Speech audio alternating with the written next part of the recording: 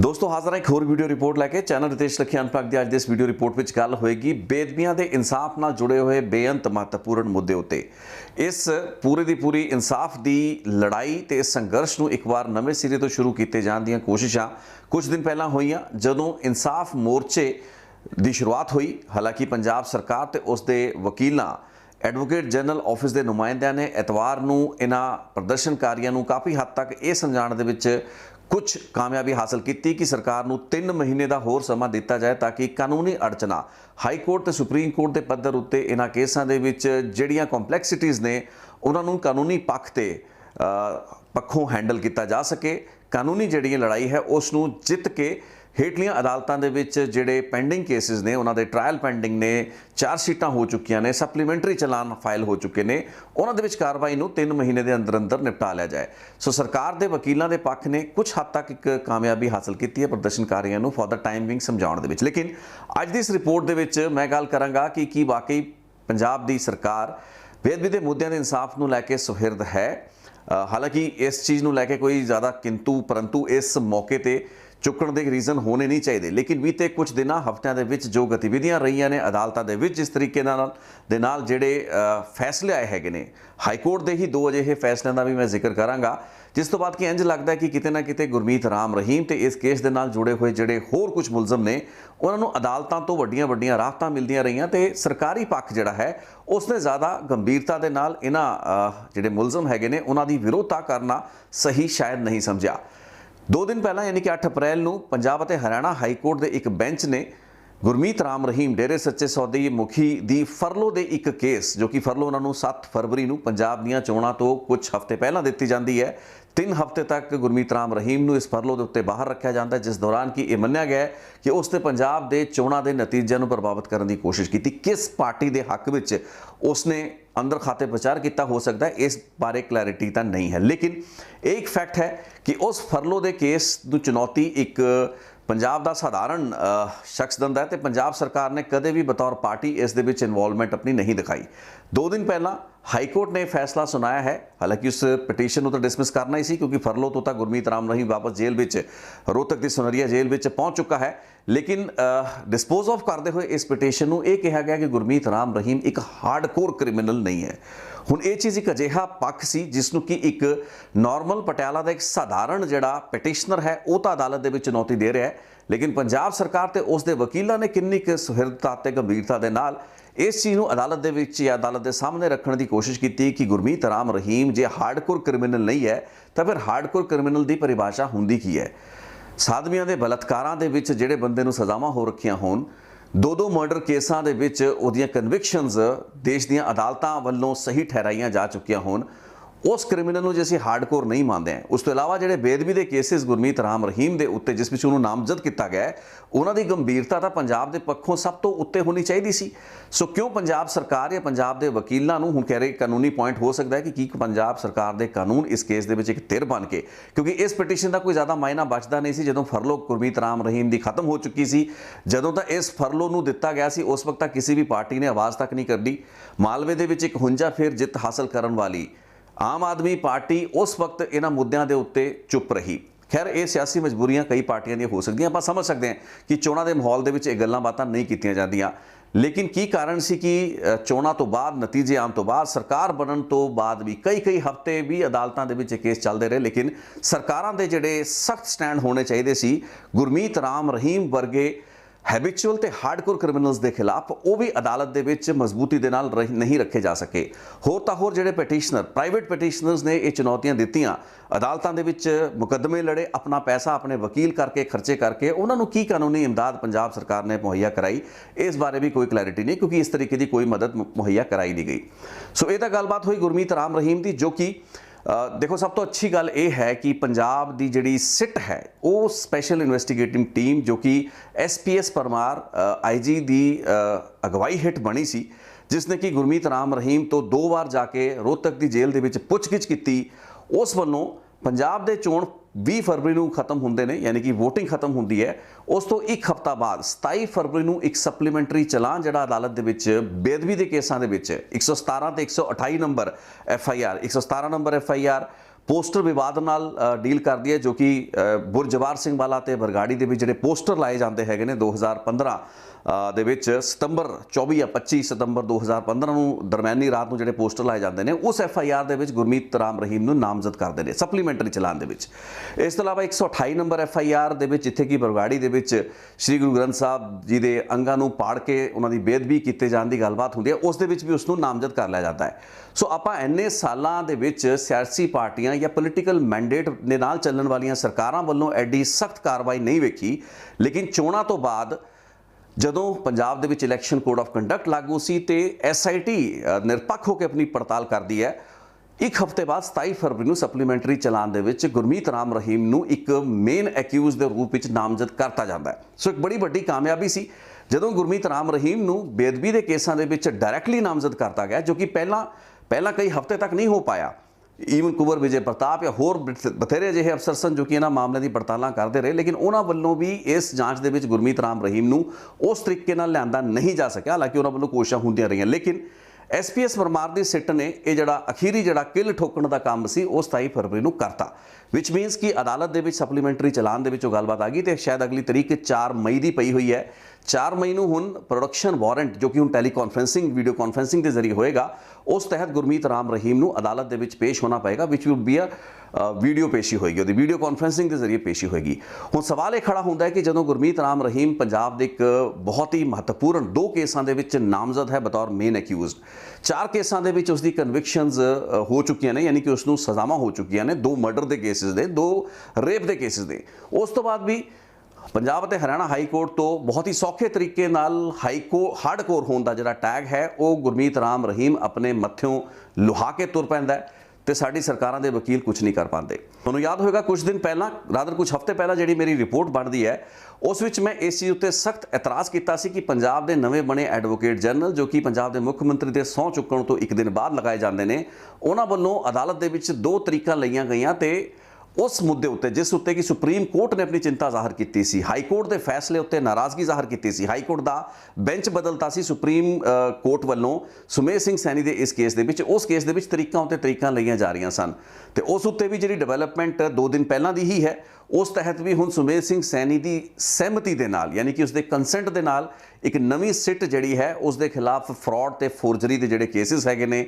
ਆਮਦਨ ਤੋਂ ਵੱਧ ਜਾਇਦਾਦਾਂ ਦੇ ਜਿਹੜੇ ਕੇਸ ਅਖੀਰੀ ਕੁਝ ਦਿਨਾਂ ਦੇ ਵਿੱਚ ਪੰਜਾਬ ਵਿਜੀਲੈਂਸ ਬਿਊਰੋ ਨੇ ਉਸ ਦੇ ਉੱਤੇ ਦਰਜ ਕੀਤੇ, ਉਹਨਾਂ ਦੀ ਪੜਤਾਲ ਕਰੇਗੀ। SS ਸ਼੍ਰੀਵਾਸਤਵ ADGP ਰੈਂਕ ਦੇ ਅਧਿਕਾਰੀ ਦੀ ਅਗਵਾਈ ਹੇਠ ਇੱਕ ਵੱਖਰੀ ਸਿੱਟ ਇਹਨਾਂ 2 ਕੇਸਾਂ ਦੀ ਪੜਤਾਲ ਕਰੇਗੀ। ਸੋ ਹੋਇਆ ਕਿ ਲੈ ਦੇ ਕੇ ਸੁਮੇਧ ਸਿੰਘ ਸੈਣੀ ਦੀ ਸਹਿਮਤੀ ਦੇ ਨਾਲ ਇੱਕ ਸਿੱਟ ਬਣਾਈ ਜਾਂਦੀ ਹੈ। ਮੈਨੂੰ ਹੈਰਾਨੀ ਹੁੰਦੀ ਹੈ ਕਿ ਇਸ ਤਰੀਕੇ ਦੇ ਜਿਹੜੇ ਐਕਿਊਜ਼ਡ ਹੈਗੇ ਨੇ, ਜਿਨ੍ਹਾਂ ਨੂੰ ਬਲੈਂਕਟ ਬੇਲਾਂ ਤੇ ਮਿਲੀਆਂ ਹੋਈਆਂ ਐਡੀਆਂ ਵੱਡੀਆਂ ਰਾਹਤਾਂ ਨੂੰ ਲੈ ਕੇ ਹਾਈ ਕੋਰਟ ਵੱਲੋਂ ਸੁਣਾਏ ਗਏ ਹਾਸੋਹੀਣੇ ਫੈਸਲਿਆਂ ਦੇ ਉੱਤੇ ਸੁਪਰੀਮ ਕੋਰਟ ਦੀਆਂ ਵੀ ਟਿੱਪਣੀਆਂ ਐਡੀਆਂ ਸਖਤ ਸਨ, ਉਹਨਾਂ ਦੇ ਪ੍ਰਤੀ ਪੰਜਾਬ ਸਰਕਾਰ ਦੇ ਵਕੀਲ ਐਡੇ ਠੰਡੇ ਰਵੱਈਏ ਦੇ ਨਾਲ, ਐਡੇ ਮੀਕ ਜਿਹੜਾ ਐਟੀਟਿਊਡ ਹੈ ਉਸ ਨੂੰ ਲੈ ਕੇ ਅਦਾਲਤਾਂ ਦੇ ਵਿੱਚ ਕਿਉਂ ਖੜੇ ਹੁੰਦੇ ਨੇ ਤੇ ਸਹਿਮਤੀਆਂ ਲਈਆਂ ਜਾਂਦੀਆਂ ਨੇ ਐਕਿਊਜ਼ ਤੋਂ, ਤਾਂ ਕਰਕੇ ਸਿੱਟਾਂ ਬਣਾਈਆਂ ਜਾਂਦੀਆਂ ਨੇ।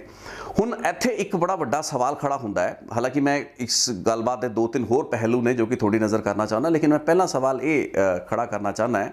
ਕਿ ਜਿਹੜੀ ਕਮਿਟਮੈਂਟ ਹੈ ਮੌਜੂਦਾ ਪੰਜਾਬ ਸਰਕਾਰ ਦੀ, ਆਮ ਆਦਮੀ ਪਾਰਟੀ ਦੀ ਸਰਕਾਰ, ਭਗਵੰਤ ਮਾਨ ਦੀ ਅਗਵਾਈ ਹੇਠ ਚੱਲਣ ਵਾਲੀ ਸਰਕਾਰ, ਉਸ ਦੀ ਬੇਅਦਬੀ ਦੇ ਮੁੱਦਿਆਂ ਦੇ ਉੱਤੇ ਜਾਂ ਉਸ ਦੇ ਇਨਸਾਫ ਨੂੰ ਲੈ ਕੇ ਜਾਂ ਉਸ ਕੇਸ ਦੇ ਵਿੱਚ ਜਿਹੜੇ ਬਹੁਤ ਹੀ ਮਜ਼ਬੂਤ, ਤਾਕਤਵਰ, ਸ਼ਕਤੀਸ਼ਾਲੀ ਤੇ ਰਸੂਖ ਵਾਲੇ ਲੋਕ ਹੈਗੇ ਨੇ, ਜਿਸ ਵਿੱਚ ਗੁਰਮੀਤ ਰਾਮ ਰਹੀਮ ਆਉਂਦਾ ਹੈ, ਸੁਮੇਧ ਸਿੰਘ ਸੈਣੀ ਵਰਗੇ ਅਜਿਹੇ ਸੁਪਰ ਕਾਪ ਮੰਨੇ ਜਾਣ ਵਾਲੇ ਅਫਸਰ ਆਉਂਦੇ ਨੇ ਜਿਨ੍ਹਾਂ ਦਾ ਕੋਈ ਵੀ ਬਾਲ ਬਾਂਕਾ ਇੰਨੇ ਕੇਸਾਂ ਦੇ ਵਿੱਚ ਬੀਤੇ ਕਈ ਦਹਾਕਿਆਂ ਦੇ ਵਿੱਚ ਨਹੀਂ ਹੋ ਪਾਇਆ, ਆਪਾਂ ਸਾਲਾਂ ਦੀ ਗੱਲ ਛੱਡ ਦਈਏ। ਸੋ ਇਹਨਾਂ ਲੋਕਾਂ ਦੇ ਉੱਤੇ ਜਾਂ ਇਹਨਾਂ ਲੋਕਾਂ ਨੂੰ ਹੱਥ ਪਾਉਣ ਦੇ ਪੱਖੋਂ ਅੱਜ ਦੀ ਮੌਜੂਦਾ ਭਗਵੰਤ ਮਾਨ ਸਰਕਾਰ ਦੀ ਕਮਿਟਮੈਂਟ ਕੀ ਹੈ? ਨੰਬਰ 1। ਨੰਬਰ 2, ਕੀ ਭਗਵੰਤ ਮਾਨ ਦੀ ਸਰਕਾਰ ਜਿੰਨੇ ਵੀ ਮੁਕੱਦਮੇ ਕੈਪਟਨ ਅਮਰਿੰਦਰ ਸਿੰਘ ਜਾਂ ਫਿਰ ਬਾਅਦ ਦੇ ਵਿੱਚ ਚਰਨਜੀਤ ਚੰਨੀ ਹੋਣਾ ਦੇ ਇੱਕ 3.5 ਮਹੀਨੇ ਦੀ ਟਰਮ ਦੇ ਦੌਰਾਨ ਦਰਜ ਕੀਤੇ ਗਏ, ਜਿਹੜੀ ਵੀ ਪੈਰਵੀ ਉਹਨਾਂ ਵੱਲੋਂ ਕੀਤੀ ਗਈ, ਜਿਹੜੀ ਵੀ ਸਪਲੀਮੈਂਟਰੀ ਚਾਰਜਸ਼ੀਟਾਂ ਹੇਠਲੀਆਂ ਅਦਾਲਤਾਂ ਦੇ ਵਿੱਚ ਫਾਈਲ ਕੀਤੀਆਂ ਗਈਆਂ, ਖਾਸ ਕਰਕੇ 27 ਫਰਵਰੀ 2022 ਪੰਜਾਬ ਦੀਆਂ ਚੋਣਾਂ ਤੋਂ ਬਾਅਦ SPS ਪਰਮਾਰ ਦੀ ਜਿਹੜੀ ਸਿੱਟ ਵੱਲੋਂ ਗੁਰਮੀਤ ਰਾਮ ਰਹੀਮ ਨੂੰ ਨਾਮਜ਼ਦ ਕਰ ਲਿਆ ਜਾਂਦਾ ਬੇਅਦਬੀ ਦੇ ਕੇਸਾਂ ਦੇ ਵਿੱਚ ਬਤੌਰ ਇੱਕ ਮੇਨ ਐਕਿਊਜ਼ਡ, ਉਹਨਾਂ ਸਾਰੇ ਕੇਸਾਂ ਦੇ ਪ੍ਰਤੀ ਕਮਿਟਮੈਂਟ ਪੰਜਾਬ ਦੀ ਮੌਜੂਦਾ ਸਰਕਾਰ ਦੀ ਕੀ ਹੈ? ਇਹ ਸਵਾਲ ਮੈਨੂੰ ਇਸ ਵਾਸਤੇ ਪੁੱਛਣਾ ਪੈ ਰਿਹਾ ਕਿ ਪੋਲੀਟੀਕਲ ਡੋਮੇਨ ਦੇ ਵਿੱਚ ਗੱਲਾਂ ਬਾਤਾਂ, ਨਾਰਿਆਂ ਦੇ ਵਿੱਚ, ਡਿਬੇਟਾਂ ਦੇ ਵਿੱਚ, ਬਹਿਸਾਂ ਦੇ ਵਿੱਚ, ਮੰਚਾਂ ਤੋਂ ਗੱਲਾਂ ਬਾਤਾਂ ਕਰਨੀਆਂ ਵੱਖਰੀ ਗੱਲ ਹੁੰਦੀ ਹੈ, ਲੇਕਿਨ ਮੈਂ ਜਿਹੜਾ ਚੋਣ ਮਨੋਰਥ ਪੱਤਰ ਆਮ ਆਦਮੀ ਪਾਰਟੀ ਦਾ ਸਟੱਡੀ ਕੀਤਾ ਸੀ, ਜਿਸ ਉੱਤੇ ਕਿ ਮੈਂ ਵੋਟਿੰਗ ਤੋਂ ਠੀਕ ਇੱਕ ਦਿਨ ਪਹਿਲਾਂ ਰਿਪੋਰਟ ਬਣਾਈ ਸੀ। ਸਾਰੀ ਪਾਰਟੀਆਂ ਦੇ ਆਪਾਂ ਇਲੈਕਸ਼ਨ ਮੈਨੀਫੈਸਟੋ ਵੇਖੇ ਨੇ, ਸਾਰੀ ਪਾਰਟੀਆਂ ਨੇ ਬਹੁਤ ਹੀ ਇੱਕ ਵਿਧੀਵਤ ਤਰੀਕੇ ਦੇ ਨਾਲ ਰਸਮੀ ਤੌਰ ਤੇ ਆਪਣੇ ਮੈਨੀਫੈਸਟੋ ਨੂੰ ਰਿਲੀਜ਼ ਕੀਤਾ। ਲੇਕਿਨ ਪੰਜਾਬ ਦੇ ਵਿੱਚ ਆਮ ਆਦਮੀ ਪਾਰਟੀ ਦਾ ਸਿਰਫ ਇੱਕ 10 ਨੁਕਾਤੀ ਪ੍ਰੋਗਰਾਮ ਸੀ, ਜਿਸ ਨੂੰ ਕਿ ਇੱਕ ਸੈਂਟੈਂਸ ਦੇ ਵਿੱਚ ਸਮੇਟ ਕੇ ਇੱਕ ਪੰਜਾਬ ਮਾਡਲ ਦੇ ਨਾਂ ਦੇ ਉੱਤੇ ਇੱਕ ਪ੍ਰੈਸ ਕਾਨਫਰੰਸ ਦੇ ਵਿੱਚ ਨਿਬੇੜਤਾ ਗਿਆ। ਉਹ ਵੀ ਉਸ ਵਕਤ ਜਦੋਂ ਕਿ ਨਵਜੋਤ ਸਿੰਘ ਸਿੱਧੂ ਆਪਣਾ ਪੰਜਾਬ ਮਾਡਲ ਐਲਾਨ ਚੁੱਕੇ ਸਨ। ਸੋ ਉਸ ਦੇ ਵਿੱਚ ਇੱਕ ਪੁਆਇੰਟ ਸੀ ਕਿ ਬੇਅਦਬੀਆਂ ਦੇ ਮੁੱਦਿਆਂ ਦੇ ਉੱਤੇ ਇਨਸਾਫ ਦਿਵਾਇਆ ਜਾਏਗਾ। ਲੇਕਿਨ ਇਸ ਇਨਸਾਫ ਦੀ ਰੂਪਰੇਖਾ ਕੀ ਹੋਏਗੀ? 2015 ਤੋਂ ਲੈ ਕੇ 2022 ਤੱਕ ਬੇਅਦਬੀਆਂ ਦੇ ਮੁੱਦੇ ਦੇ ਉੱਤੇ ਜਿਹੜੀ ਵੀ ਪੰਜਾਬ ਦੇ ਵਿੱਚ ਖਿੱਚੋਤਾਣ ਹੋਈ ਹੈ, ਜਿੰਨਾ ਵੀ ਲਾਸ ਆਫ ਟਾਈਮ ਹੋਇਆ ਹੈ, ਜਿੰਨੀ ਡੀਲੇਜ਼ ਹੋਈਆਂ ਨੇ, ਇਨਆਰਡੀਨੇਟ ਡੀਲੇਜ਼ ਹੋਈਆਂ ਨੇ, ਉਹਨਾਂ 7 ਸਾਲਾਂ ਦੇ ਵਿੱਚ ਕੀ ਬੇਅਦਬੀ ਦੇ ਇਨਸਾਫ ਦੀ ਪਰਿਭਾਸ਼ਾ ਦੇ ਵਿੱਚ ਵੀ ਕੋਈ ਫਰਕ ਆਇਆ ਹੈ? ਬੇਅਦਬੀ ਦੇ ਇਨਸਾਫ ਨੂੰ ਆਪਾਂ ਮੰਨਦੇ ਕੀ ਹਾਂ? ਕਿ ਉਹਨਾਂ ਐਕਸ਼ਨਸ, ਫੈਸਲੇ ਜਿਨ੍ਹਾਂ ਨੂੰ ਕਿ ਇੱਕ ਬਦਲਾਖੋਰੀ ਦੀ ਭਾਵਨਾ ਦੇ ਤਹਿਤ ਲਿਆ ਗਿਆ ਐਕਸ਼ਨ,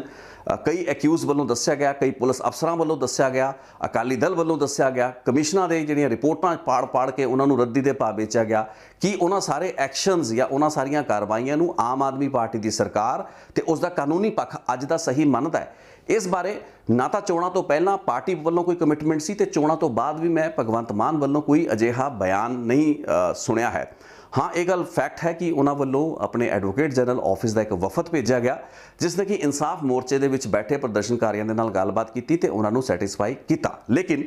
ਜੇ ਪੰਜਾਬ ਦੇ ਵਿੱਚ ਗੁਰਬਾਣੀ ਦੇ ਪ੍ਰਸਾਰਣ ਨੂੰ ਲੈ ਕੇ ਕੋਈ ਗੱਲਬਾਤ ਖੜੀ ਹੁੰਦੀ ਹੈ ਤਾਂ ਮੁੱਖ ਮੰਤਰੀ ਭਗਵੰਤ ਮਾਨ ਵੱਲੋਂ ਇੱਕ ਬਹੁਤ ਹੀ ਫਿਰਾਕ ਦਿਲੀ ਦੇ ਨਾਲ ਪੇਸ਼ਕਸ਼ ਕੀਤੀ ਜਾਂਦੀ ਹੈ। ਕੀ ਕਾਰਨ ਹੋ ਸਕਦਾ ਹੈ ਕਿ ਸਰਕਾਰ ਬਣਨ ਦੇ ਕਈ ਹਫ਼ਤੇ ਬੀਤੇ ਜਾਣ ਤੋਂ ਬਾਅਦ ਵੀ ਬੇਅਦਬੀ ਦੇ ਐਡੇ ਸੈਂਸਿਟਿਵ ਇਸ਼ੂ ਦੇ ਉੱਤੇ ਕੋਈ ਵੀ ਸਰਕਾਰ ਵੱਲੋਂ ਨਾ ਤਾਂ ਕੋਈ ਹਾਈ ਪਾਵਰਡ ਪੈਨਲ ਬਣਾਇਆ ਗਿਆ, ਨਾ ਕੋਈ ਕਮੇਟੀ ਬਣਾਈ ਗਈ ਹੈ, ਨਾ ਹੀ ਕੋਈ ਐਸਾ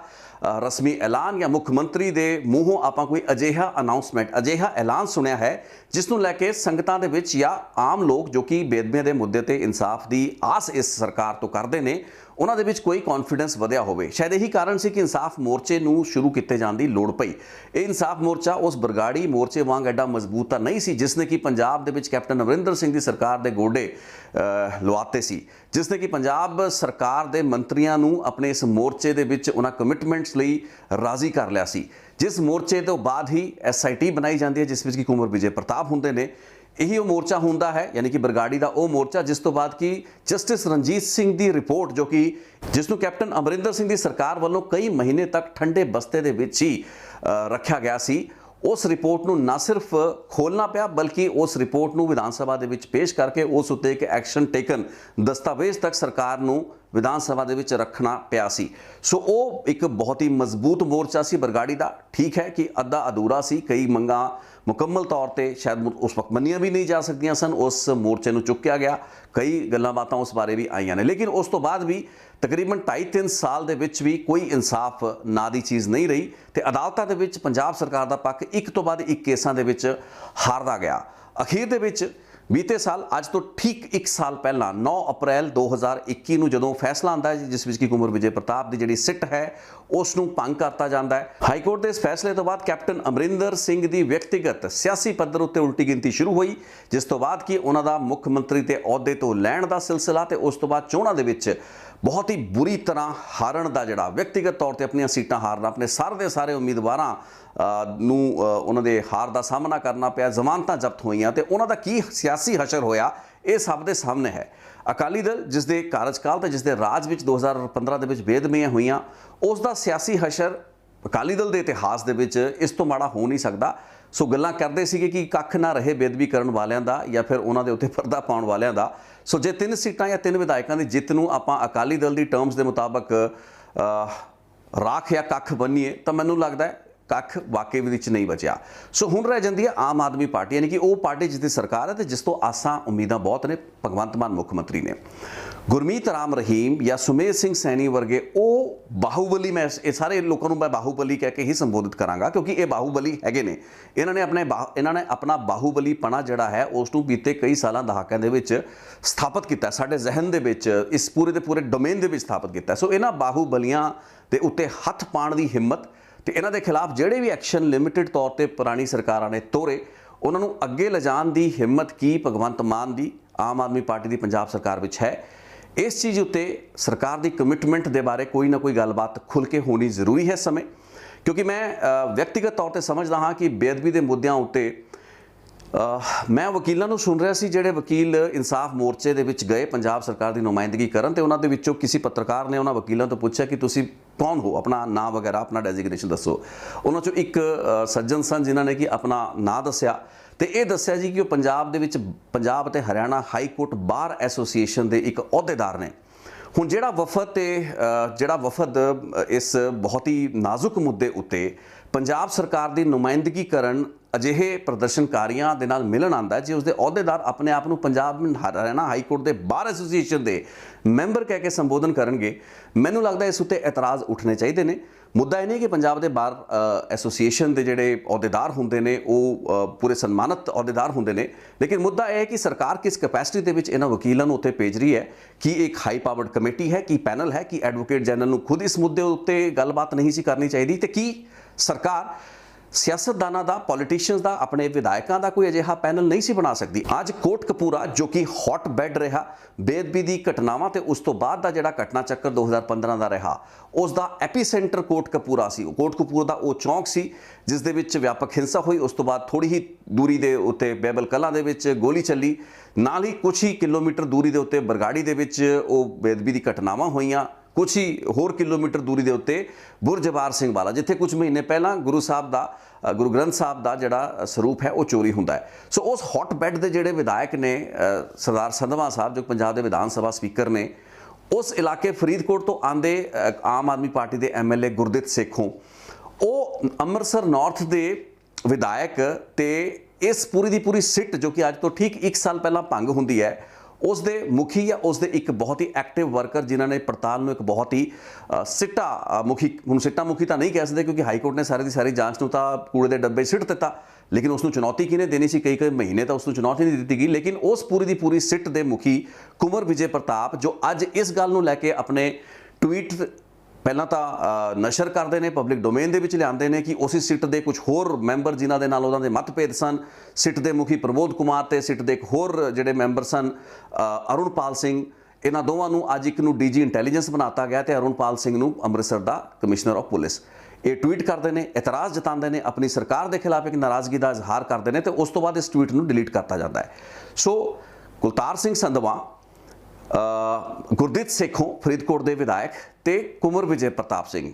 ਆਮ ਆਦਮੀ ਪਾਰਟੀ ਦੇ 3 ਵਿਧਾਇਕ ਜਿਹੜੇ ਕਿ ਇਸ ਪੂਰੇ ਦੇ ਪੂਰੇ ਕੇਸ ਤੇ ਬੇਅਦਬੀ ਦੇ ਕੇਸਾਂ ਦੇ ਨਾਲ ਬਹੁਤ ਹੀ ਨੇੜਤਾ ਤੋਂ ਜੁੜੇ ਹੋਏ ਨੇ, ਇਹ ਉਹਨਾਂ ਇਲਾਕਿਆਂ ਦੀ ਨੁਮਾਇੰਦਗੀ ਕਰਦੇ ਆ ਰਹੇ ਨੇ। ਕੀ ਇਹਨਾਂ ਲੋਕਾਂ ਦੀ ਇੱਕ ਕਮੇਟੀ ਨਹੀਂ ਬਣਾਈ ਜਾ ਸਕਦੀ, ਹਾਈ ਪਾਵਰਡ ਕਮੇਟੀ ਬਣਾ ਕੇ ਅਜਿਹੇ ਲੋਕ ਜੋ ਕਿ ਸਰਕਾਰ ਦੀ ਨੁਮਾਇੰਦਗੀ ਕਰਨ, ਪ੍ਰਦਰਸ਼ਨਕਾਰੀਆਂ ਨਾਲ ਜਾ ਕੇ ਮਿਲਣ ਤੇ ਲੋਕਾਂ ਦੇ ਵਿੱਚ ਇੱਕ ਕੌਨਫੀਡੈਂਸ ਦੀ ਭਾਵਨਾ ਨੂੰ ਇਨਸਟਿਲ ਕਰਨ ਕਿ ਬੇਅਦਬੀਆਂ ਦੇ ਇਨਸਾਫ ਨੂੰ ਲੈ ਕੇ ਸਰਕਾਰ ਪੂਰੀ ਤਰ੍ਹਾਂ ਨਾਲ ਗੰਭੀਰ ਹੈ, ਸੁਹਿਰਦ ਹੈ, ਕਿ ਸਰਕਾਰ ਵੱਲੋਂ ਕੋਈ ਅਜਿਹੇ ਹਾਈ ਪਾਵਰਡ ਵਫਦ ਜਾਂ ਪੈਨਲ ਦਾ ਗਠਨ ਕਰਨਾ ਜਿਸ ਵਿੱਚ ਕਿ ਉਸ ਦੇ ਵਿਧਾਇਕ ਜਾਂ ਉਸ ਦੇ ਮੰਤਰੀ, ਉਸ ਦੇ ਜਿਹੜੇ ਵਿਧਾਨ ਸਭਾ ਸਪੀਕਰ ਜੋ ਕਿ ਇਲਾਕੇ ਦੇ ਨੁਮਾਇੰਦੇ ਨੇ, ਲੋਕਾਂ ਦੇ ਨਾਲ ਇੱਕ ਨੇੜਤਾ ਤੇ ਰਾਬਤਾ ਰੱਖਦੇ ਨੇ, ਉਹਨਾਂ ਨੂੰ ਲੋਕਾਂ ਦੇ ਵਿੱਚ ਲਿਜਾਣਾ, ਕਿ ਇਹ ਇੱਕ ਰਾਕਟ ਸਾਇੰਸ ਹੈ ਜੋ ਕਿ ਸਰਕਾਰ ਨੂੰ ਸਮਝ ਨਹੀਂ ਆ ਰਹੀ ਹੈ, ਉਸ ਨੂੰ ਕਰਨ ਦੇ ਵਿੱਚ ਬੜੀ ਮੁਸ਼ੱਕਤ ਕਰਨੀ ਪੈ ਰਹੀ ਹੈ। ਪੰਜਾਬ ਦੇ ਐਡਵੋਕੇਟ ਜਨਰਲ ਜਿਹੜੀਆਂ ਕਾਨੂੰਨੀ ਪੇਚੀਦਗੀਆਂ ਨੇ, ਸੁਪਰੀਮ ਕੋਰਟ ਦੇ ਵਿੱਚ ਕੁੰਵਰ ਵਿਜੇ ਪ੍ਰਤਾਪ ਦੀ ਸਿੱਟ ਨੂੰ ਭੰਗ ਕਰਨ ਦੇ ਜਿਹੜੇ ਹਾਈ ਕੋਰਟ ਦੇ ਫੈਸਲੇ ਨੂੰ ਚੁਣੌਤੀ ਦਾ ਜਿਹੜਾ ਕੇਸ ਹੈ ਉਹ ਕਿੱਥੇ ਹੈ? ਉਹ ਐਸਐਲਪੀ ਜੋ ਕਿ ਪੰਜਾਬ ਸਰਕਾਰ ਵੱਲੋਂ ਸੁਪਰੀਮ ਕੋਰਟ ਦੇ ਵਿੱਚ ਪਾਈ ਗਈ ਹੈ ਹਾਈ ਕੋਰਟ ਦੇ ਫੈਸਲੇ ਦੇ ਖਿਲਾਫ, ਅਸਲ ਦੇ ਵਿੱਚ ਪੂਰੀ ਦੀ ਪੂਰੀ ਕੇਸ ਜਾਂ ਸਾਰੇ ਦੇ ਸਾਰੇ ਕੇਸਾਂ ਦੀ ਤਫਤੀਸ਼ਾਂ ਦਾ ਭਵਿੱਖ ਉਸ ਪਟੀਸ਼ਨ ਦੇ ਨਾਲ ਜੁੜਿਆ ਹੋਇਆ, ਤੇ ਉਸ ਪਟੀਸ਼ਨ ਦੇ ਉੱਤੇ ਇੱਕ ਬਹੁਤ ਹੀ ਮਜ਼ਬੂਤ ਪੱਖ ਰੱਖ ਪਾਣਾ ਪੰਜਾਬ ਸਰਕਾਰ ਦੇ ਕਾਨੂੰਨੀ ਪੱਖ ਲਈ ਸਭ ਤੋਂ ਵੱਡੀ ਚੁਣੌਤੀ ਹੈ। ਇਸ ਪਟੀਸ਼ਨ ਨੂੰ, ਇਸ ਐਸਐਲਪੀ ਯਾਨੀ ਕਿ ਲੀਵ ਪਟੀਸ਼ਨ ਨੂੰ ਪਾਉਣ ਦੇ ਵਿੱਚ ਹੀ 3-4 ਮਹੀਨੇ ਦਾ ਇੱਕ ਇਨਆਰਡੀਨੇਟ ਡੀਲੇ ਕੈਪਟਨ ਅਮਰਿੰਦਰ ਸਿੰਘ ਤੇ ਉਹਨਾਂ ਦੇ ਐਡਵੋਕੇਟ ਜਨਰਲ ਅਤੁਲ ਨੰਦਾ ਕਰਦੇ ਰਹੇ। ਬਾਅਦ ਦੇ ਵਿੱਚ ਤਾਂ ਕੁਰਸੀ ਤੋਂ ਲੈ ਗਏ, ਲੇਕਿਨ ਉਹਨਾਂ ਦੇ ਕੁਰਸੀ ਤੋਂ ਲੱਥਣ ਤੋਂ ਬਾਅਦ ਵੀ ਜਿਹੜਾ ਅਗਲਾ ਐਡਵੋਕੇਟ ਜਨਰਲ ਏਪੀਐਸ ਦਿਓਲ ਬਣਦੇ ਨੇ, ਉਹ ਸੁਮੇਧ ਸਿੰਘ ਸੈਣੀ ਨੂੰ ਬੇਅਦਬੀ ਦੇ ਕੇਸਾਂ ਦੇ ਵਿੱਚ ਛੋੜ ਦਿਵਾਉਣ ਵਾਲੇ ਵਕੀਲ ਹੁੰਦੇ ਨੇ। ਸੋ ਉਹਨਾਂ ਦੇ ਤਕਰੀਬਨ 1-1.25 ਮਹੀਨੇ ਦੇ ਕਾਰਜਕਾਲ ਦੌਰਾਨ ਵੀ ਕੁਝ ਜ਼ਿਆਦਾ ਨਹੀਂ ਹੋ ਪਾਇਆ। ਅਖੀਰ ਦੇ ਵਿੱਚ ਨਵਜੋਤ ਸਿੰਘ ਸਿੱਧੂ ਦੀ ਇੰਸਿਸਟੈਂਸ ਤੋਂ ਬਾਅਦ ਜਿਹੜੇ ਵਕੀਲ ਪਟਵਾਲੀਆ ਐਡਵੋਕੇਟ ਜਨਰਲ ਬਣਦੇ ਨੇ, ਉਹਨਾਂ ਵੱਲੋਂ ਉਸ ਐਸਐਲਪੀ ਨੂੰ ਕੰਡੋਨੇਸ਼ਨ ਆਫ ਜਿਹੜਾ ਡੀਲੇ ਹੁੰਦਾ ਹੈ, ਯਾਨੀ ਕਿ ਜਿਹੜੀ ਦੇਰੀ ਇਸ ਐਸਐਲਪੀ ਨੂੰ ਸੁਪਰੀਮ ਕੋਰਟ ਦੇ ਵਿੱਚ ਪਾਉਣ, ਹਾਈ ਕੋਰਟ ਦੇ ਇਸ ਫੈਸਲੇ ਦੇ ਖਿਲਾਫ ਪਾਉਣ ਦੇ ਵਿੱਚ ਜਿਹੜੀ ਦੇਰੀ ਹੋਈ, ਉਸ ਵਜੋਂ ਪੇਸ਼ ਕੀਤਾ ਜਾਂਦਾ ਹੈ। ਉਸ ਦੇ ਵਿੱਚ ਕਾਮਯਾਬੀ ਮਿਲੀ, ਲੇਕਿਨ ਇਸ ਕੇਸ ਦਾ ਸੁਪਰੀਮ ਕੋਰਟ ਦੇ ਵਿੱਚ ਕੀ ਹੋਣਾ, ਇਸ ਉੱਤੇ ਇਹਨਾਂ ਸਾਰੇ ਕੇਸਾਂ ਦੀ ਪੜਤਾਲਾਂ ਦਾ ਭਵਿੱਖ ਟਿਕਿਆ ਹੋਇਆ ਹੈ। ਤੇ ਅਦਾਲਤ ਦੇ ਵਿੱਚ ਪੰਜਾਬ ਸਰਕਾਰ ਜਾਂ ਪੰਜਾਬ ਦੀਆਂ ਸਰਕਾਰਾਂ, ਸਾਰੀਆਂ ਸਰਕਾਰਾਂ, ਕੈਪਟਨ ਅਮਰਿੰਦਰ ਸਿੰਘ ਦੀ ਸਰਕਾਰ, ਉਸ ਤੋਂ ਬਾਅਦ ਚੰਨੀ ਸਰਕਾਰ ਜਾਂ ਫਿਰ ਹੁਣ ਦੀ ਭਗਵੰਤ ਮਾਨ ਦੀ ਸਰਕਾਰ, ਤੇ ਇਹਨਾਂ ਦੇ ਜਿਹੜੇ ਵਕੀਲ ਹੈਗੇ ਨੇ ਉਹ ਕਿੰਨੇ ਕੁ ਗੰਭੀਰ ਨੇ, ਕਿੰਨੇ ਕੁ ਸ਼ਾਰਪ ਹੋਣਗੇ, ਇਹ ਚੀਜ਼ਾਂ ਬੜੀਆਂ ਮਹੱਤਵਪੂਰਨ ਨੇ ਕਿਉਂਕਿ ਜਿਹੜਾ ਵਿਰੋਧੀ ਪੱਖ ਹੈ ਯਾਨੀ ਕਿ ਅਕਿਊਜ਼ਡ ਨੇ ਜੋ ਕਿ ਇਹਨਾਂ ਕੇਸਾਂ ਦੇ ਵਿੱਚ ਪਹਿਲਾਂ ਹੀ ਕੈਬਿਨਟ ਲੈ ਕੇ ਸੁਪਰੀਮ ਕੋਰਟ ਪਹੁੰਚ ਚੁੱਕੇ ਸੀ, ਗੁਰਦੀਪ ਪੰਡੇਰ ਨਾਂ ਦਾ ਉਹ ਪੁਲਿਸ ਅਫਸਰ SHO ਜਿਹੜਾ ਕੋਟਕਪੂਰੇ ਦਾ, ਇਸ ਤੋਂ ਇਲਾਵਾ ਹੋਰ ਉਹ ਸਾਰੇ ਪੁਲਿਸ ਅਫਸਰ ਜੋ ਕਿ ਬਹੁਤ ਹੀ ਮਜ਼ਬੂਤੀ ਦੇ ਨਾਲ ਆਪਣੇ ਬਹੁਤ ਹੀ ਤਗੜੇ ਵਕੀਲਾਂ ਨੂੰ ਹਾਈ ਕੋਰਟ ਤੇ ਸੁਪਰੀਮ ਕੋਰਟਾਂ ਦੇ ਵਿੱਚ ਖੜਾ ਰੱਖੇ ਹੋਏ ਨੇ। ਉਹਨਾਂ ਦੇ ਸਾਹਮਣੇ ਪੰਜਾਬ ਸਰਕਾਰ ਦੇ ਵਕੀਲ ਜਿਨ੍ਹਾਂ ਨੂੰ ਕਿ ਹਜੇ ਤੱਕ ਇਹਨਾਂ ਕੇਸਾਂ ਦੀ ਸਮਝ ਕਿੰਨੀ ਹੈ, ਉਹਨਾਂ ਦੀ ਗਹਿਰਾਈ ਦੀ ਕਿੰਨੀ ਅੰਡਰਸਟੈਂਡਿੰਗ ਹੈ, ਇਹ ਵੀ ਇਸ ਵਕਤ ਇੱਕ ਸਵਾਲਾਂ ਦੇ ਘੇਰੇ ਹੇਠ ਹੈ। ਇਹ ਪੂਰੀ ਦੀ ਪੂਰੀ ਕਾਨੂੰਨੀ ਚਾਰਾਜ਼ੋਈ ਜਿਹੜੀ ਹੈ ਜੋ ਕਿ ਸਟੇਟ ਵੱਲੋਂ ਯਾਨੀ ਕਿ ਸਟੇਟ ਆਫ ਪੰਜਾਬ ਵੱਲੋਂ ਕੀਤੀ ਜਾਣੀ ਹੈ, ਉਹ ਇੱਕ ਬਹੁਤ ਹੀ ਸੰਜੀਦਾ ਦ੍ਰਿਸ਼ਟੀਕੋਣ ਮੰਗਦੀ ਹੈ, ਇੱਕ ਬਹੁਤ ਹੀ ਸੰਜੀਦਾ ਅਪਰੋਚ ਮੰਗਦੀ ਹੈ। ਤੇ ਜੇ ਇਸ ਵਿੱਚ ਸੀਨੀਅਰ ਪੱਧਰ ਦੇ ਆਪਣੇ ਵਿਧਾਇਕਾਂ, ਮੰਤਰੀਆਂ ਨੂੰ, ਈਵਨ ਮੁੱਖ ਮੰਤਰੀ ਜੇ ਖੁਦ ਵੀ ਇਨਵੋਲਵ ਹੋ ਕੇ ਇਸ ਕੇਸ ਦੇ ਵਿੱਚ ਵਿਅਕਤੀਗਤ ਦਿਲਚਸਪੀ ਲੈ ਕੇ ਐਡਵੋਕੇਟ ਜਨਰਲ ਨੂੰ ਉਹਦੇ ਨਾਲ ਮੱਥੇ ਦੇ ਨਾਲ ਮੱਥਾ ਜੋੜ ਕੇ ਜਦ ਤੱਕ ਕੰਮ ਨਹੀਂ ਕਰਦੇ ਤਦ ਤੱਕ ਇਹਨਾਂ ਕੇਸਾਂ ਦੇ ਵਿੱਚ ਇਹ ਲੜਾਈ ਏਡੀ ਸੌਖੀ ਨਹੀਂ ਹੈ। ਆਪਾਂ ਦੇਖ ਲਿਆ ਵੀ ਬੀਤੇ ਸਰਕਾਰਾਂ ਦੇ ਵਿੱਚ ਜਿਹੜੀਆਂ ਅਣਗਹਿਲੀਆਂ ਕੁਤਾਹੀਆਂ ਹੋਈਆਂ ਅਦਾਲਤਾਂ ਦੇ ਵਿੱਚ ਕਿਸ ਤਰੀਕੇ ਨਾਲ ਬੇਅਦਬੀ ਕੇਸਾਂ ਨੂੰ CBI ਦੇ ਡੋਮੇਨ ਚੋਂ ਕੱਢ ਕੇ ਪੰਜਾਬ ਸਰਕਾਰ ਆਪਣੇ ਡੋਮੇਨ ਦੇ ਵਿੱਚ ਵਾਪਸ ਲਿਆਉਣ ਵਿੱਚ ਕਾਮਯਾਬ ਹੋ ਪਾਈ। ਜੇ ਮੈਂ ਤੁਹਾਨੂੰ ਇਹ ਦੱਸਾਂ ਵੀ ਪੰਜਾਬ ਸਰਕਾਰ ਦੇ ਆਪਣੇ ਵਕੀਲਾਂ ਨੂੰ ਵੀ ਨਹੀਂ ਪਤਾ ਕਿ ਉਹ ਕਿਵੇਂ ਹੋ ਪਾਇਆ, ਤੁਹਾਨੂੰ ਹੈਰਾਨੀ ਹੋਏਗੀ। ਲੇਕਿਨ ਇਸ ਲਈ ਕਦੇ ਹੋਰ ਲੰਬੀ ਚੌੜੀ ਗੱਲ ਕਰਾਂਗੇ ਕਿਉਂਕਿ ਉਹ ਬਹੁਤ ਇੱਕ ਲੰਬੀ ਲੜਾਈ ਸੀ ਤੇ ਉਸ ਦੇ ਪਿੱਛੇ ਕਈ ਹੋਰ ਪਟੀਸ਼ਨਰ ਜਿਹੜੇ ਸਨ, ਵਿਅਕਤੀਗਤ ਪਟੀਸ਼ਨਰ ਸਨ, ਜਿਨ੍ਹਾਂ ਨੇ ਕਿ ਪਰਸਨਲੀ ਇਸ ਕੇਸ ਦੇ ਵਿੱਚ ਪਾਰਟੀ ਬਣ ਕੇ ਇਹਨਾਂ ਕੇਸਾਂ ਨੂੰ ਕਿਤੇ ਵੀ ਥੱਲੇ ਲੱਗਣ ਨਹੀਂ ਦਿੱਤਾ। ਉਹਨਾਂ ਦੀ ਬੜੀ ਵੱਡੀ ਭੂਮਿਕਾ ਸੀ। ਸੋ ਪੁਰਾਣੀਆਂ ਸਰਕਾਰਾਂ ਨੇ ਤਾਂ ਕੁਤਾਹੀਆਂ ਕੀਤੀਆਂ, ਲੇਕਿਨ ਮੌਜੂਦਾ ਸਰਕਾਰ ਦੀ ਵੀ ਜ਼ਿੰਮੇਵਾਰੀ ਹੁਣ ਬਹੁਤ ਵੱਡੀ ਜ਼ਿੰਮੇਵਾਰੀ ਹੈ। ਇਹ ਆਸ ਕੀਤੀ ਜਾਂਦੀ ਹੈ ਭਗਵੰਤ ਮਾਨ ਹੋਣਾ ਦੀ ਸਰਕਾਰ ਤੋਂ ਕਿ ਇਸ ਕੇਸ ਦੇ ਵਿੱਚ ਉਹ ਇੱਕ ਮੋਨੀਟਰਿੰਗ ਜ਼ਰੂਰ ਕਰਨ, ਇੱਕ ਹਾਈ ਲੈਵਲ ਦੀ ਇੱਕ ਮੋਨੀਟਰਿੰਗ ਕਮੇਟੀ ਜ਼ਰੂਰ ਹੋਵੇ ਜਿਸ ਦੇ ਵਿੱਚ ਕਿ ਪੰਜਾਬ ਦੇ ਕਈ ਮੰਤਰੀ ਹੋਣੇ ਚਾਹੀਦੇ ਨੇ। ਮੈਂ ਇਸ ਕੇਸ ਦੇ ਵਿੱਚ ਦੁਬਾਰਾ ਕੱਲ ਮੈਂ ਗੱਲ ਕੀਤੀ ਸੀ, ਕੁਝ ਲੋਕਾਂ ਨੂੰ ਲੱਗਿਆ ਵੀ ਸ਼ਾਇਦ ਆਪਾਂ ਕੁੰਵਰ ਵਿਜੇ ਪ੍ਰਤਾਪ ਲਈ ਕੋਈ ਸਿਫਾਰਸ਼ਾਂ ਜਾਂ ਲੌਬਿੰਗ ਵਗੈਰਾ ਕਰ ਰਹੇ ਨੇ, ਲੇਕਿਨ ਇਸ ਕੇਸ ਦੇ ਵਿੱਚ ਕੁੰਵਰ ਵਿਜੇ ਪ੍ਰਤਾਪ ਵਰਗੇ ਅਫਸਰਾਂ ਨੂੰ ਉਸ ਮੋਨੀਟਰਿੰਗ ਕਮੇਟੀ ਵਿੱਚ ਲੈਣਾ, ਕੁਲਤਾਰ ਸਿੰਘ ਸੰਧਵਾ ਵਰਗੇ ਲੋਕਾਂ ਨੂੰ, ਗੁਰਦੀਪ ਸਿੰਘ ਸੇਖੋਂ ਵਰਗੇ ਲੋਕਾਂ ਨੂੰ ਜੋ ਕਿ MLA ਹੈਗੇ ਨੇ ਫਰੀਦਕੋਟ ਦੇ ਤੇ ਕੋਟਕਪੂਰੇ ਦੇ, ਇਹ ਸਾਰੇ ਦੇ ਸਾਰੇ ਲੋਕਾਂ ਨੂੰ ਇਹਨਾਂ ਕੇਸਾਂ ਦੇ ਵਿੱਚ ਇਸ ਮੋਨੀਟਰਿੰਗ ਕਮੇਟੀ ਜਾਂ ਇਸ ਪੈਨਲ ਦਾ, ਇੱਕ ਸਰਕਾਰ ਦੇ ਉੱਚ ਪੱਧਰੀ ਪੈਨਲ ਦਾ ਹਿੱਸਾ ਬਣਾ ਕੇ ਇਸ ਕੇਸ ਦੀ ਪੈਰਵੀ ਨੂੰ ਅੱਗੇ ਕਰਨਾ ਤੇ ਸਮੇਂਬੱਧ ਤਰੀਕੇ ਨਾਲ, ਟਾਈਮ ਬਾਉਂਡ ਇੱਕ ਤਰੀਕੇ ਦੇ ਨਾਲ ਇਸ ਕੇਸ ਦਾ ਨਿਪਟਾਰਾ ਕਰਨਾ ਤੇ ਇਹਨਾਂ ਇਨਵੈਸਟੀਗੇਸ਼ਨਾਂ ਦੇ ਵਿੱਚ ਹੇਠਲੀਆਂ ਅਦਾਲਤਾਂ ਦੇ ਕੇਸਾਂ ਨੂੰ ਫਾਸਟ ਟਰੈਕ ਕਰਨਾ, ਇਹ ਪ੍ਰਾਇੋਰਟੀ ਨੰਬਰ 1 ਹੋਣੀ ਚਾਹੀਦੀ ਹੈ। ਬਾਕੀ ਸਾਰੀਆਂ ਗੱਲਾਂ ਬਾਤਾਂ ਹੁੰਦੀਆਂ ਰਹਿਣਗੀਆਂ, ਲੇਕਿਨ ਪੰਜਾਬ 7 ਸਾਲਾਂ ਤੋਂ ਇਸ ਕੇਸ ਉੱਤੇ ਇੱਕ ਬਹੁਤ ਹੀ ਇਮੋਸ਼ਨਲ ਲੈਵਲ ਤੇ, ਭਾਵਨਾਤਮਕ ਲੈਵਲ ਦੇ ਉੱਤੇ ਜਿਹੜੀ ਸਿਆਸੀ ਲੀਡਰਾਂ ਵੱਲੋਂ ਵਾਅਦਾ ਖਿਲਾਫੀ ਜਿਹੜੀ ਹੁੰਦੀ ਆਈ ਹੈ ਉਸ ਤੋਂ ਕਾਫੀ ਜ਼ਿਆਦਾ ਦੁਖੀ ਹੈ। ਸੋ ਜ਼ਿਆਦਾ ਮੈਨੂੰ ਲੱਗਦਾ ਕਿ ਲੋਕਾਂ ਦੇ ਜਜ਼ਬਾਤਾਂ ਤੇ ਉਹਨਾਂ ਦੀ ਭਾਵਨਾਵਾਂ ਦੇ ਨਾਲ ਖੇਡਣ ਦੀ ਲੋੜ ਨਹੀਂ। ਜੋ ਕੁਝ ਕਰਨਾ ਹੈ ਉਹਨੂੰ ਸਪਸ਼ਟਤਾ ਦੇ ਨਾਲ ਕੀਤਾ ਜਾਏ ਤੇ ਜਿਹੜੇ ਵੀ ਲੋਕਾਂ ਦੇ ਖਿਲਾਫ, ਜੇ ਕੈਪਟਨ ਅਮਰਿੰਦਰ ਸਿੰਘ ਜਾਂ ਫਿਰ ਉਸ ਤੋਂ ਬਾਅਦ ਦੀਆਂ ਚੰਨੀ ਸਰਕਾਰ ਜਾਂ ਫਿਰ ਜਿਹੜੀਆਂ ਵੀ ਸਰਕਾਰਾਂ ਰਹੀਆਂ ਉਹਨਾਂ ਵੱਲੋਂ ਕਾਰਵਾਈਆਂ ਗਲਤ ਪਾਈਆਂ ਗਈਆਂ ਜਾਂ ਕੁਝ ਲੋਕਾਂ ਨੂੰ ਨਜਾਇਜ਼ ਤੌਰ ਤੇ ਫਸਾਇਆ ਗਿਆ, even if that means Kunwar Vijay Pratap ਉਹਨਾਂ ਵੱਲੋਂ ਆਪਣੇ ਕੇਸਾਂ ਦੇ ਵਿੱਚ ਜਿਵੇਂ ਹਾਈ ਕੋਰਟ ਨੇ ਕਈ ਸਖਤ ਟਿੱਪਣੀਆਂ ਕੀਤੀਆਂ ਸੀ, ਜੇ ਉਹਨਾਂ ਵੱਲੋਂ ਵੀ ਕੁਝ ਵਧੀਕੀਆਂ ਕੀਤੀਆਂ ਗਈਆਂ ਨੇ ਉਹ ਵੀ ਪਬਲਿਕ ਡੋਮੇਨ ਦੇ ਵਿੱਚ ਕਲੀਅਰ ਹੋ ਕੇ ਇੱਕ ਬਹੁਤ ਹੀ ਸਾਫ਼ ਸਪਸ਼ਟ ਤੇ ਕਲੀਅਰ ਅਪਰੋਚ ਦੇ ਨਾਲ ਅਦਾਲਤਾਂ ਦੇ ਵਿੱਚ ਤੇ ਅਦਾਲਤਾਂ ਤੋਂ ਬਾਹਰ ਇਹਨਾਂ ਕੇਸਾਂ ਦੀ ਇਨਵੈਸਟੀਗੇਸ਼ਨਾਂ ਤੇ ਇਹਨਾਂ ਦੇ ਟ੍ਰਾਇਲ ਨੂੰ ਨੇਪਰੇ ਚਾੜਨ ਦੀ ਲੋੜ ਹੈ ਤੇ ਆਸ ਇਹ ਕਰਦੇ ਹਾਂ ਕਿ ਭਗਵੰਤ ਮਾਨ ਸਰਕਾਰ ਇਸ ਵਿੱਚ ਕੋਈ ਕੁਤਾਹੀ ਨਹੀਂ ਕਰੇਗੀ। ਸੋ ਅੱਜ ਦੀ ਰਿਪੋਰਟ ਇਹੀ ਸੀ। ਬਹੁਤ ਬਹੁਤ ਧੰਨਵਾਦ। ਇਸ ਰਿਪੋਰਟ ਬਾਰੇ ਵੀ ਆਪਣੇ ਕਮੈਂਟ, ਟਿੱਪਣੀਆਂ ਜਾਂ ਫੀਡਬੈਕ ਜ਼ਰੂਰ ਸਾਂਝਾ ਕਰੋ। ਬਹੁਤ ਬਹੁਤ ਧੰਨਵਾਦ ਇਸ ਰਿਪੋਰਟ ਨੂੰ ਦੇਖਣ ਲਈ। Thank you so much.